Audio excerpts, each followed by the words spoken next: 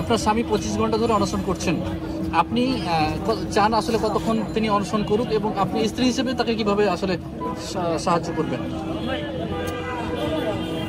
এখন মানে আমি তো সায়েন্সের স্টুডেন্ট, একটা মানুষ অনশন একেবারে, যেহেতু ও একেবারে টোটালি পানি পর্যন্ত খায়নি, অনশনে অনেকে পানি খায় বা টুকটাক ফ্রুট খায়, কিন্তু কিছুই নেয়নি। আমার মনে হয় ও সার্ভাইভ করতে পারবে না খুব বেশি সময়।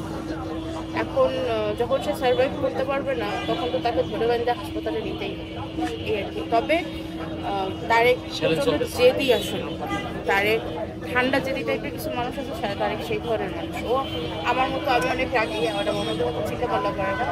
ও যেটা করবে ও সেটা করবে, এটা আমি বললেও করবে, আপনি না বললেও করবে। এই সময় আপনি পাশে থাকবেন কিনা? তার ভালো কাজে, সবগুলো ভালো কাজের পাশে আমি ছিলাম, আমি আছি, আমি থাকবো। ঠিক আছে, ধন্যবাদ।